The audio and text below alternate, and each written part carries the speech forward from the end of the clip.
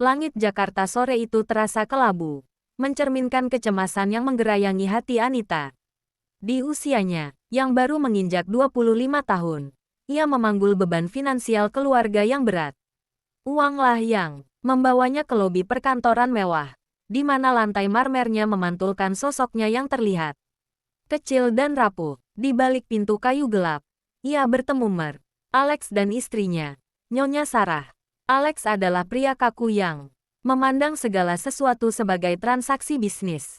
Sarah adalah wanita elegan yang terselubung kesedihan. Matanya menyimpan kerinduan tak terperi untuk menjadi seorang ibu. Semua sudah melalui proses seleksi ketat, Nona Anita, kata Alex, mendorong selembar dokumen tebal. Kami menggunakan metode bayi tabung IVF. Embrio yang akan ditanam adalah milik kami, secara genetik. Anak ini adalah anak kandung Sarah dan saya. Anda adalah ibu pengganti, atau wadah gestasional. Hak asuh, mutlak milik kami. Kompensasi yang Anda terima akan menyelesaikan semua masalah finansial Anda. Anita mengangguk. Ia menandatangani kontrak penyerahan hak asuh sejati, memilih untuk melihat tugas ini sebagai jalan keluar dari kemiskinan. Beberapa minggu kemudian, kabar gembira datang. Proses penanaman embrio Alex dan Sarah di rahim Anita berhasil. Anita hamil. Selama trimester pertama, Sarah mulai melunak. Mereka sering menghabiskan waktu bersama di klinik. Sarah menunjukkan kepedulian, namun Alex tetap menjaga jarak, selalu mengingatkan bahwa hubungan ini adalah profesional. Hari demi hari, Anita mulai merasakan gerakan kecil di perutnya, denyut kehidupan yang berasal dari benih orang lain.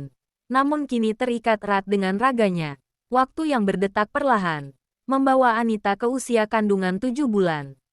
Perutnya membesar, sempurna. Hari itu, suasana di ruang konsultasi terasa membeku.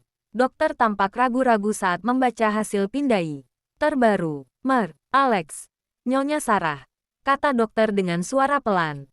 Kami menemukan indikasi adanya sindrom genetik langka atau kelainan struktural yang serius pada janin. Kemungkinan besar, anak ini akan memerlukan perawatan intensif seumur hidup. Mendengar vonis itu, Alex tidak menunjukkan kesedihan, melainkan kemarahan karena ketidaksempurnaan. Sarah menangis karena gambaran anak sempurna telah hancur. Alex menemui Anita di koridor.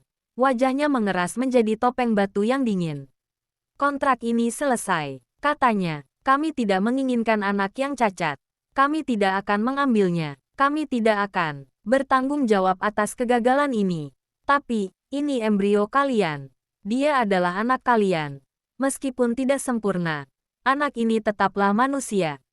Teriak Anita. Air matanya membasahi pipi. Genetiknya milik kami, tapi kegagalannya milikmu. Balas Alex kejam. Ia mencabut semua dukungan finansial dan medis. Hanya menawarkan uang tutup mulut jika Anita setuju untuk mengakhiri kehamilan. Dengan tegas, Anita menolak. Alex dan Sarah menghilang. Anita ditinggalkan sendirian, 7 bulan hamil, tanpa dana lanjutan, membawa benih yang kini ditolak oleh orang tua genetiknya sendiri. Anita terpaksa kembali ke lingkungan lamanya. Perutnya yang besar dan statusnya yang tanpa suami atau pasangan adalah santapan empuk bagi tetangga. Bisik-bisik dan pandangan menghakimi menusuknya setiap hari. Ia harus menanggung stigma perempuan tak bermoral karena tidak bisa menjelaskan kisah rumit tentang ibu pengganti dan embrio IVF. Tak terasa, malam kelahiran yang tidak ditunggu itu datang. Hal itu berat dan penuh rasa sakit. Namun, ketika bayi itu berhasil dia lahirkan dan akhirnya diletakkan di dadanya, semua penderitaan dan kesakitan itu seketika sirna. Aita memandang wajah bayi tak berdosa itu dan menyadari bahwa dia adalah bayi perempuan mungil yang indah. Dokter yang menangani terkejut. Setelah serangkaian pemeriksaan menyeluruh, ia memastikan bahwa diagnosis sebelumnya mungkin merupakan kesalahan tragis.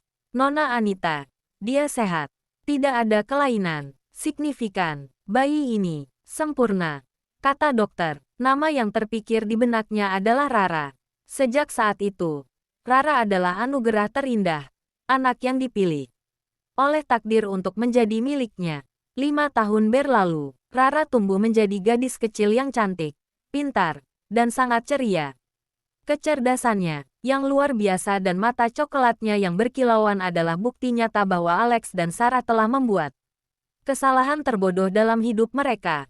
Kebahagiaan Anita terusik ketika Alex, yang kini jauh lebih makmur, mendengar kabar bahwa Rara, anak yang mereka tinggalkan, sehat dan bertumbuh mengagumkan. Dorongan mereka bukan lagi cinta, tetapi rasa berhak atas kesempurnaan yang dihasilkan dari genetik mereka. Alex dan Sarah muncul, mengajukan gugatan hak asuh di pengadilan. Konflik moral dan hukum terentang. Tegang, pengacara Alex menyajikan kontrak asli dan bukti DNA yang tak terbantahkan. Rara adalah anak biologis sah dari Alex dan Sarah. Namun, pengacara Anita tidak membantah DNA. Ia berargumen tentang pengabaian. Yang mulia, kata pengacara Anita. Meskipun secara genetik anak ini milik Alex dan Nyonya Sarah, mereka secara sepihak menolaknya ketika anak ini divonis cacat pada usia kandungan 7 bulan. Mereka mencabut dukungan hanya karena anak ini dianggap tidak sempurna. Cinta yang membangun, bukan benih yang ditanam. Anak ini dibesarkan oleh Ibu Anita, yang berkorban dan dihina demi menyelamatkan kehidupan yang ditolak oleh orang tua biologisnya sendiri. Hakim mendengarkan dengan saksama, menimbang antara kontrak legal dan hati nurani. Pengadilan ini mengakui keabsahan genetik Alex dan Nyonya Sarah, ujar hakim dalam putusannya.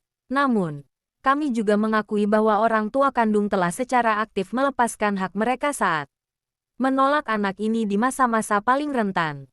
Tindakan itu merupakan pengabaian yang tidak dapat dimaafkan, yang melanggar prinsip kepentingan terbaik anak. Hak asuh penuh dan mutlak diberikan kepada Ibu Anita.